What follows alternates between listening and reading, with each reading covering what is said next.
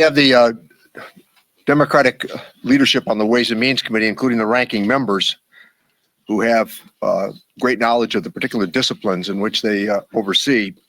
And part of the job, as you're reminded, is that Congress is here to oversee the executive and to check executive authority, and certainly to raise some questions about what I think we'd all agree right now is constitutional overreach. And central power has been centralized power in American democracy has always been a fair subject for inquiry. And as we proceed in April to celebrate the beginning at Concord and Lexington of the 250th anniversary of the American Declaration of Independence, let's not forget that part of it was the idea that from the Runnymede, Magna Carta, the Battle of Hastings, right to the Declaration of Independence, it was checking executive authority. And that is our fundamental role, and that members of Congress don't serve under presidents of the United States. We serve with presidents of the United States. I think one of the things that we're also very mindful of today is that the data breach, and that's what it would be treated like with any other press announcement if somehow somebody broke into the most private records that individuals have. But what's more important than health records? What is more important than health records? If an individual goes to a pharmacy, to the CVS or to Walgreens, they're very guarded about the prescription that they might secure. That is their business. We have no idea now where this data might land. And as it relates to even Social Security, remember, part of Social Security is disability.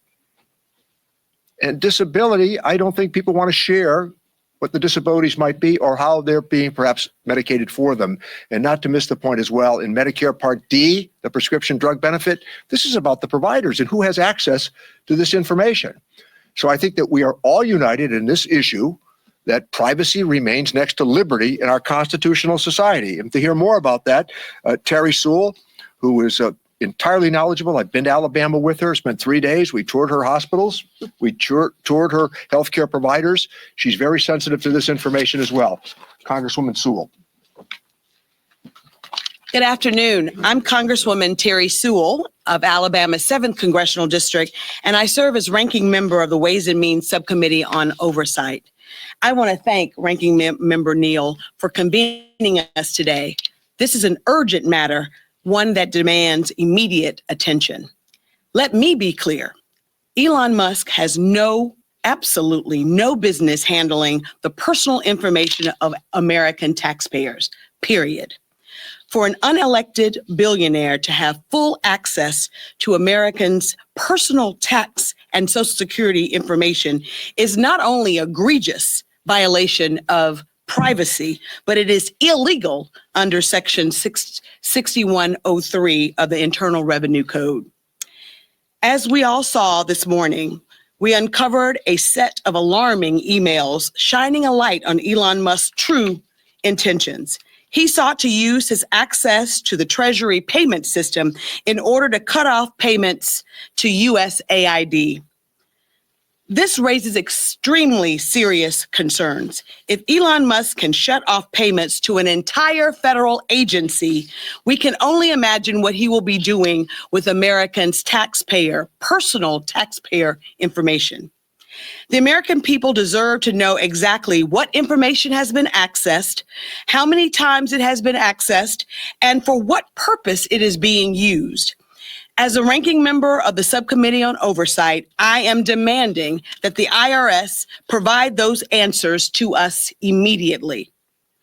I led a letter signed by every Ways and Means Democrat to the acting commission of the IRS requesting specific details about Elon Musk's access to America's information. Let me be very clear. President Trump is not king. Congress is a co-equal branch of government, and we will not hesitate to exercise our oversight authority to hold this administration accountable. On behalf of the American people, we expect a prompt and thorough response to our questions. I want to take a moment to thank everyone who has reached out to my office to express their concerns. Our phones have been ringing off the hook with constituents who are horrified and frightened that their personal information has been handed over to an unelected billionaire with no accountability to the American people. I want you to know that I see you, we hear you, we all know that we will do everything in our power to fight back against this reckless abuse of power. Rest assured, we will not stand by and let Donald Trump and Elon Musk violate your privacy and dismantle the programs you rely on in order to enrich themselves and their billionaire friends. Thank you. At this time, I'd like to yield the podium to the Tax Subcommittee ranking member, none other than the gentleman, Mike Thompson from California. Thank you very much. I'm Mike Thompson from California's 4th Congressional District and the ranking member of the Tax Subcommittee. I'd like to thank Chairman Neal and all of my colleagues on the committee for the great work that we're doing to protect our constituents and the American people.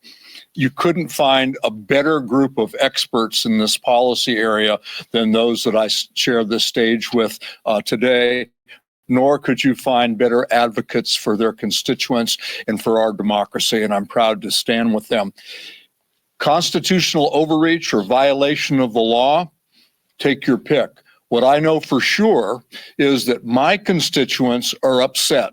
I've heard from thousands of constituents, emails, phone calls, personal conversations. People are fed up with the chaos that's coming out of this administration, and rightfully so. They're concerned that their private information, both their private financial information and their private healthcare information, has been breached. That's wrong. And now we hear today that the next step is they're going into the Veterans Administration.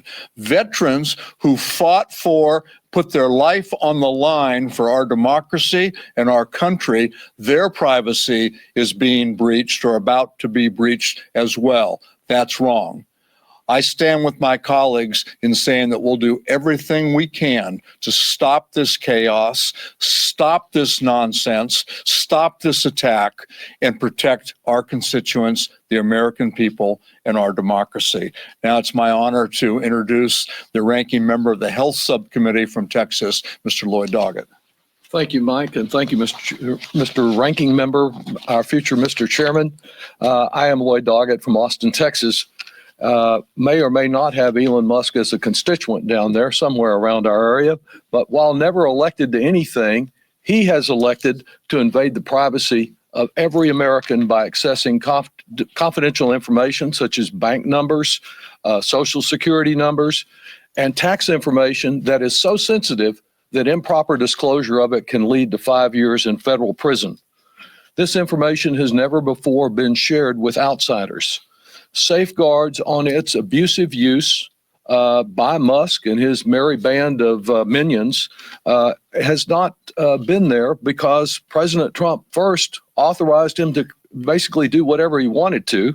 And second, he removed the Inspector General at the Treasury Department, as he did at about 16 or 17 other agencies that provided a watchdog to ensure that the proper procedures were followed.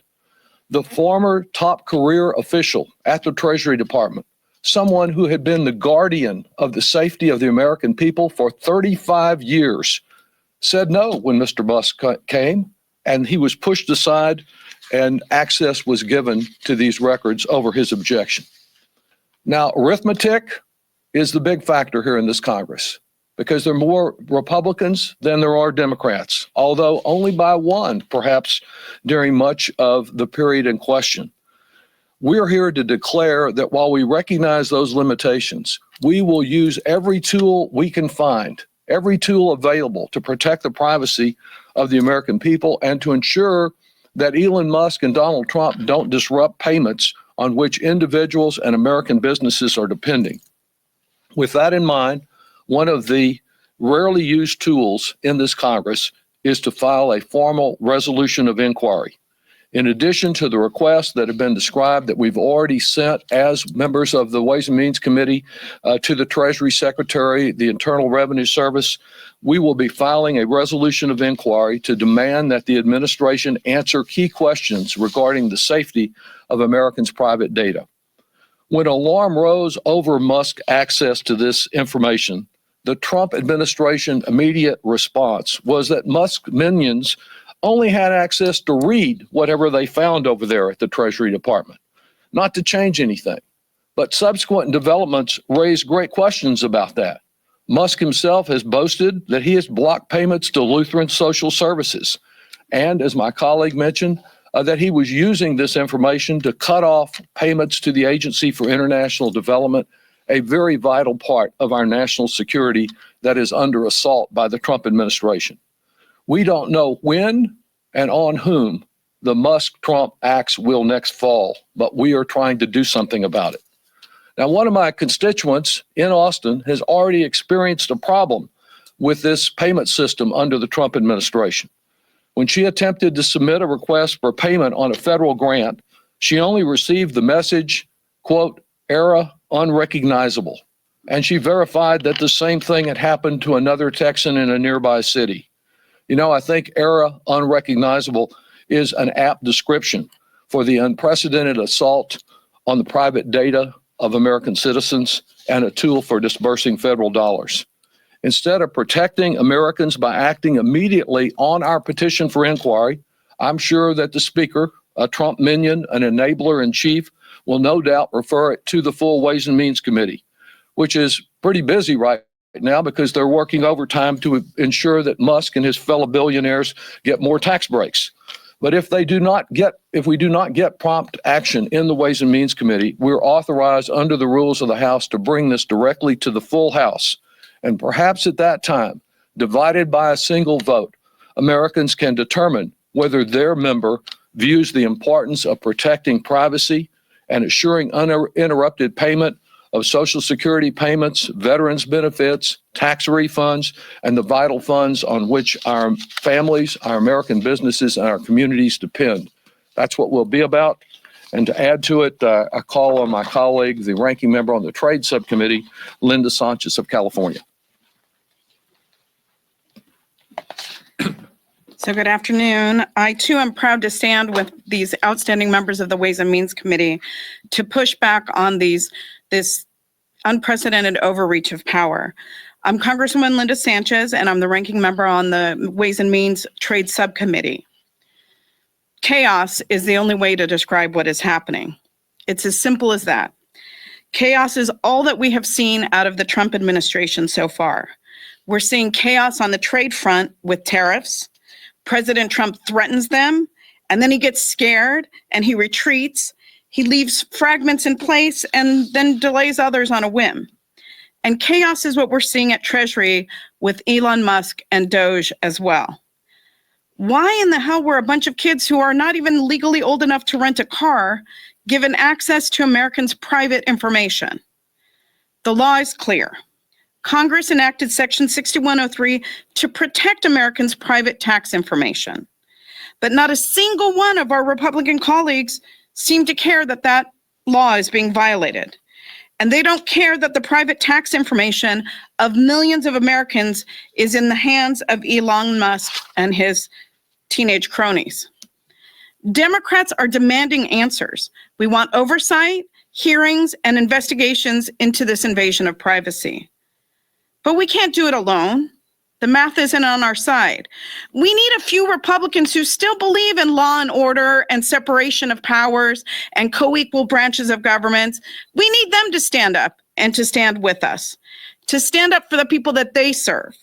President Trump might be fine surrendering complete control to de facto President Musk, but Congress shouldn't be okay with an unelected billionaire calling the shots. Until Republicans are willing to stand up to Presidents Trump and Musk, there's just going to be more chaos. And the American public deserves better. With that, I'm proud to introduce outstanding member and colleague of mine from the great state of Nevada, Stephen Horsford. Good afternoon. I'm honored to join with my colleagues and want to thank the Chairman, Richie Neal, for providing leadership as well as Leader Hakeem Jeffries. I am Stephen Horsford. I represent Nevada's 4th Congressional District. And as a member of the Ways and Means Committee, I want my constituents to know that I'm working hard to defend them every single day. Now, look, the American people elected Donald Trump to run our government for 4 years, not to gut it for generations to come. We only have one president at a time, and nobody voted for Elon Musk. Nobody voted for his hackers. The largest illegal data breach in U.S. history took place on this administration's watch, at this administration's direction. And we still don't know who's in charge or what they're up to. The American people trust our civil service to meet their needs, not the billionaire class. Instead, one man, Elon Musk, can now decide if hardworking Americans receive their tax refunds, when they receive their tax refunds, even who among us will receive one. Democrat or Republican, independent or unaffiliated, nobody in this country agreed to give an unelected oligarch their home address, social security number, bank routing information or account number, individual child support obligations, medical information, and more.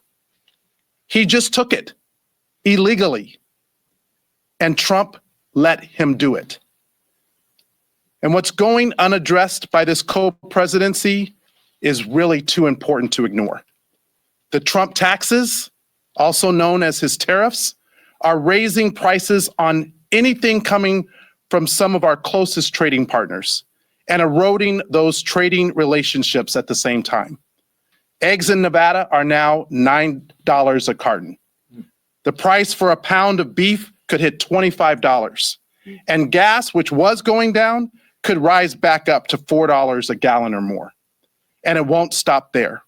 Toys for children, food on our tables, the technology we rely on, it's all going up. Every Nevadan and every American is right to be alarmed and to feel anxious. This is not functional government. This is not what you voted for. It's government dismemberment. It's chaos. And so as part of my work in making sure that my constituents' voice are heard, I've launched a special website where my constituents can go and share information about the executive orders that have been implemented and how they're affecting their lives. I want to hear from you. I will listen to your concerns, and I'll work hard to defend your efforts. We are here to meet the actual needs of our constituents and to hold President Trump, his puppet master Musk, and their DOGE bros accountable for their illegal violations of our laws and the United States Constitution. And with that, I'll turn it over to a member of the Ways and Means Committee, co-chair of the Problem Solvers, Congressman Tom Suozzi from New York. Thank you, Steve. Good job. Thank you, Steve. Thank you, Leader Neal. This really is an amazing assemblage of talent on the Ways and Means Committee. We're very fortunate to have such a great committee. So why do we go through these hearings to confirm cabinet officials, check all their backgrounds to make sure that they're going to do their jobs the right way? Why do we go through background checks? Why do people get security clearance? Why isn't Elon Musk a full-time employee of the U.S. government? What about the guys that are working for him? Have they gone through any sort of process like that whatsoever? Privacy is one of the most important principles in our country. I'm trained as a lawyer and a CPA. You don't have to be a lawyer and a CPA to understand how sensitive people's tax information is. You don't have to be a lawyer or a CPA to understand that people don't like the idea of having access to their private information. In fact, it's not only a violation of trust, it's a violation of federal law. So we're concerned about what they're doing. We don't know what they're doing. Who really knows what information they have and what they're doing with it? We could ask the Inspector General. Oh no, the Inspector General was fired. Who's watching what they're doing with this enormous vault of your private information? Not just the people out there, even the people in this room. They're looking at your information. And what are they doing with it? So we do need, as Congresswoman Sanchez said, need some of our Republican colleagues to help us. But I know that the Republicans agree with us. In fact, the chairman of our committee, I'm sure, Jason Smith, agrees with us. How do I know that? Because these are some of the things that he said over the past year. In February 15th of 2024, he said, taxpayer information is confidential and any leaders should be prosecuted to the, any leakers should be prosecuted to the full extent of the law. He also said in March, given this committee's essential role, Ways and Means Committee, in originating and crafting legislation on tax policy, legislative text is absolutely necessary to allow us to evaluate it and consider the true impact of these dangerous policy proposals will have on our constituents. This is words right from Chairman Smith. He should be saying the same thing right this minute. He said, he likes the IG's office because he said, the American people deserve to know the facts about this breach of trust.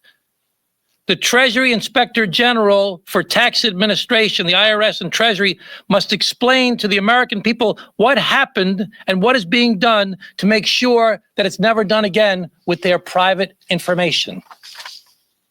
He said at a later date, it's up to us, members of the Chief Tax Rating Committee, that's us, in Congress, to protect the public trust and to secure private taxpayer administration. Finally, on September 17th of 2024, in a floor debate, he said, when Americans file their tax returns, they expect their personal data and tax information are confidential.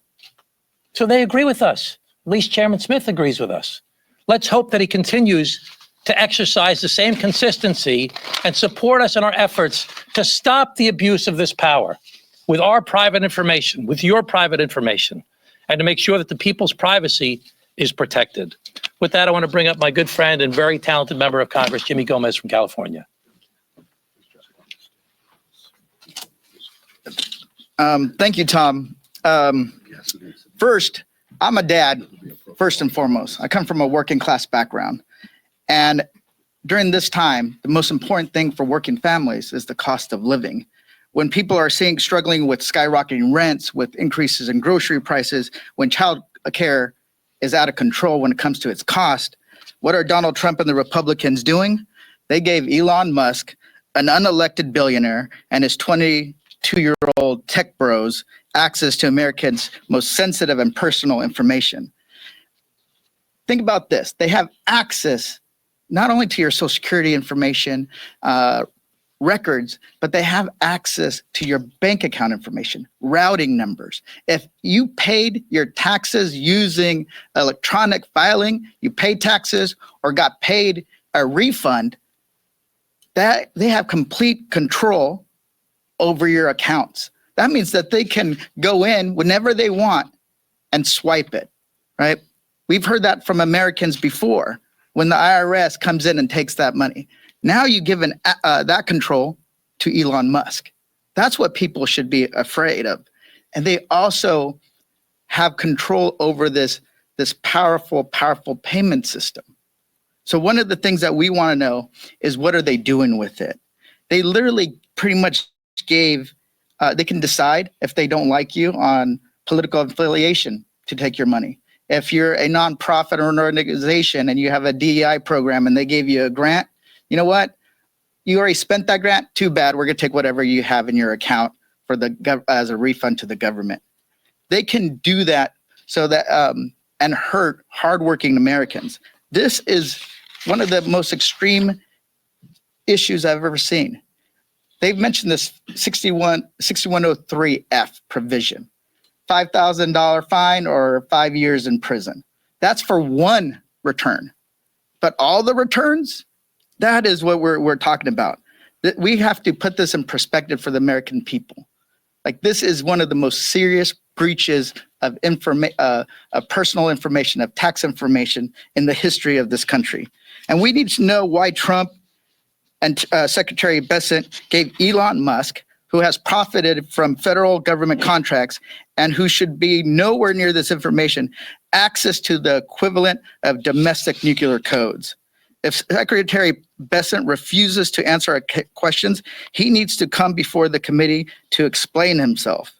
At the same time, if we're saying this is as egregious of an act, maybe Bessent is not the one in there looking at the tax information. But if you open the door for that breach and you open the door for criminals to get involved, does that rise to the level of an impeachable offense for Secretary Bessent? This is real serious. And we're not going to stop until we find out what, who, and when they got access to this information. And because this rises to that level. I know Chairman Smith claims he believes in prosecuting people to the fullest extent of the law. Well, it has to be applied to both parties, to Republicans and Democrats. You violate this law, you need to be held accountable. If you're unelected billionaire or an appointed billionaire, doesn't matter. We need to make sure that the American people have full confidence that their information is protected and it will not be abused and they will not have their money stolen from them. With that, I'm going to introduce Congresswoman Stacy Plaskett. Thank you. Well, thank you all for being here and to listening to, I believe, one of the most well thought out arguments as to why we should all as Americans be concerned. I want to thank Ranking Member Neal for gathering this committee. We all know that the Ways and Means Committee has the authority for revenue, for tax writing, for trade.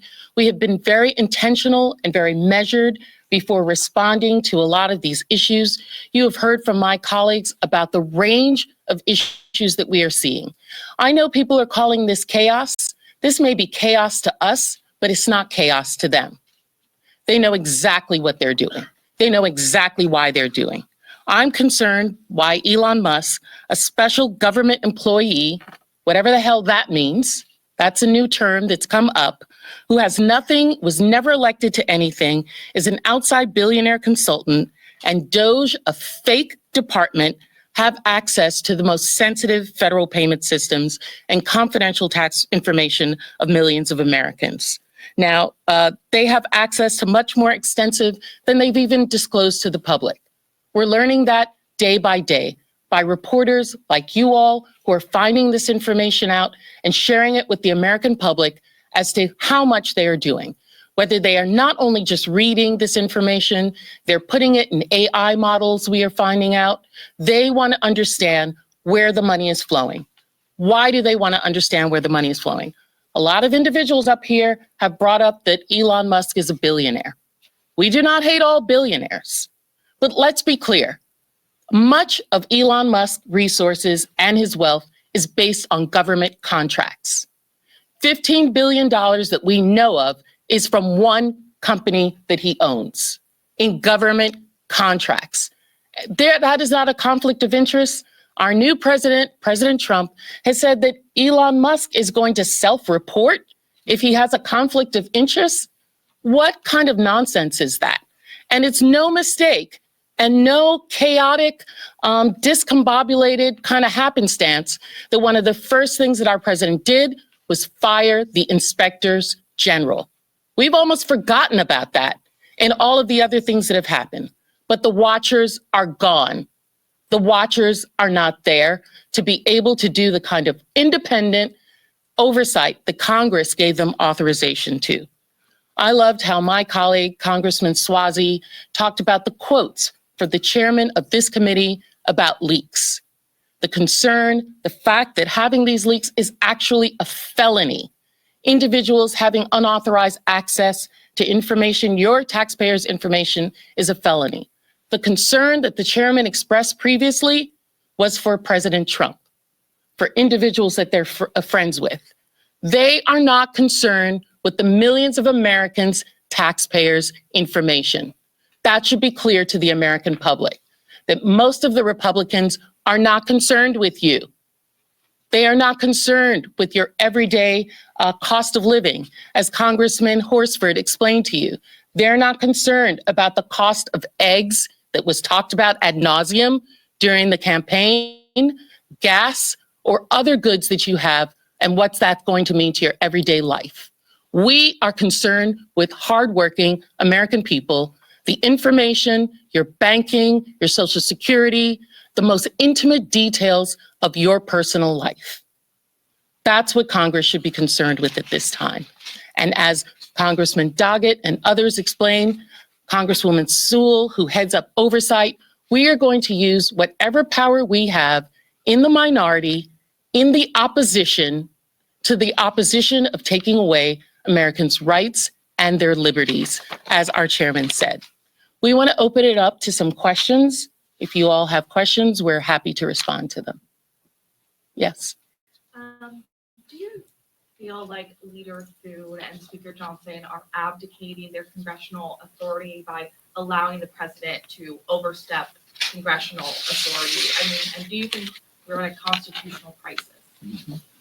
Well, I know that people have talked about a constitutional crisis, and the crisis is when the Constitution is not followed. We are the first branch, the first article of government. And one of those things within that Constitution is that we have the power of federal funding to appropriate and decide where that funding is going. The president has tried to remove Congress's authority to do that by freezing funds, by taking them over, by allowing DOGE to freeze funds, to claw back, to discussing of dismantling agencies that Congress has put in place. So if that you think is a constitutional crisis, then yes, we are in one. What do you think specifically about the role of, say, Leader Thune and Speaker Johnson? Well, I can't say what is going on in their mind, but I know that they can see exactly what we all see.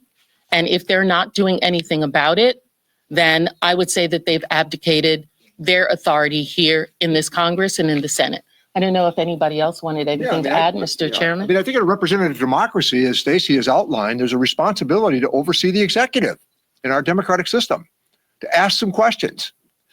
Our understanding is not only do they not ask them publicly, they don't even ask them privately. And I think that that is an abdication of responsibility. Again, members of Congress don't serve under presidents. You serve with presidents.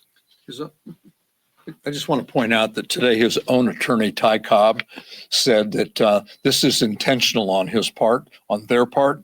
It's they're flooding the zone as it's been described.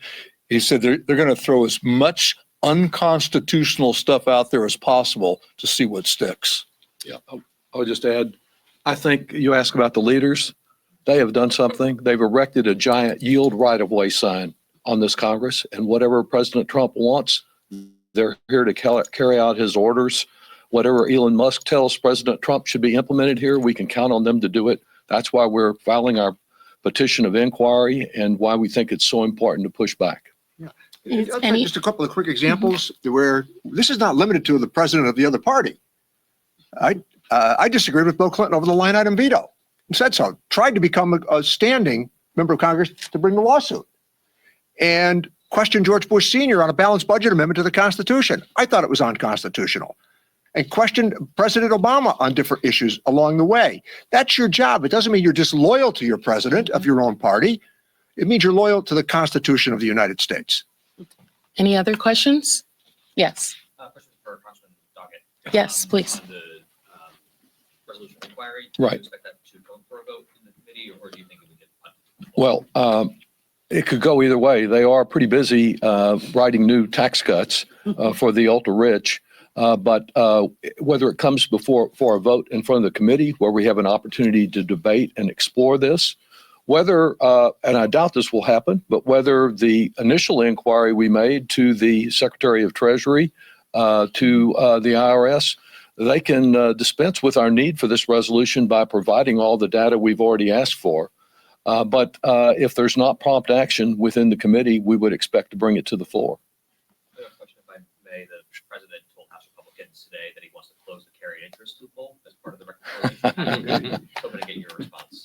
I believe it when I see it. Well, yeah, you'll want to comment, but I think it's like everything else he says, and that's the problem in resolving the continuing resolution and so many other issues we have here. There's no trust there because he changes his position from day to day, hour to hour. And so until you see I it, don't know don't if believe Mr. it. Suozzi, did you want to respond to that? No, but I wanted to say earlier that, we have different tools available to us. Legislation is one, but we're in the minority, so we have to try and get some Republicans to join us. Litigation is something that we see people doing already, getting injunctions. And mobilization, getting the public involved. The job that you do as, ladies and gentlemen of the press, is so important. Maybe that's one of the reasons that President Trump has tried to undermine the press over the past decade or so, because it's such an important role that you play in helping to educate the public as to what's actually going on here. And despite all these different things, nothing's going to happen overnight. And who knows what codes have been changed? Who knows what things have been implanted in different programs? Who knows what different keystrokes have been done that we may never find out about? So we have really got to do a great job, and we need your help to educate the public as to how outrageous this is, that their private information, think of all the details that Leader Neal went through about people's Medicaid information, their prescription drug information, their tax information. Who knows what they're doing with this stuff? So we need you as much as anybody to help educate the public about it. Okay, we have one more question. If anyone has one more question that they'd like to make an inquiry, just be aware that, as all of the members here have said, we're working on a reconciliation package right now. And while the members of the Republican Party here in the House are trying to find ways to pay for tax cuts to their friends and family and billionaires and who President Trump tells them to, the American people are having some of those resources clawed back from them to be able to pay for those tax cuts. Follow the money each and every time. That's what this is about. This is about greed at the end of the day. This is not about making America great. Any other thing? Would you like to close out? Sure. Mr. One Ranking more Member? question? Yes. I do have a question actually specifically for Congressman Doggett. Okay, we'll have one last, this is the last question, and then Ranking Member Neal, if he wants to close this out with anything. So, on reconciliation, some Texas Republicans think that the $11 billion that Governor Abbott requested could be a part of reconciliation. Do you expect that will happen, and how do you plan to? Absolutely not. That $11 billion was a total waste of Texas taxpayer money as a political stunt by a governor who had no authority to be involved on our immigration laws. So I do not support that. There's plenty of money I'd like to see come to Texas to help the as many as 2 million uninsured people that are there. You can send us $11 million to do that, but not to support a political stunt.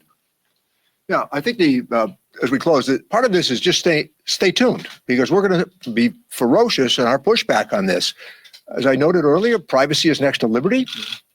And this information, we have no idea where it's going. And I would think that anybody who had a prescription medication abridged, they'd be furious about this, because we don't know who has the information and what they intend to do with it. But we intend to stay with it. Thank you. Thank you.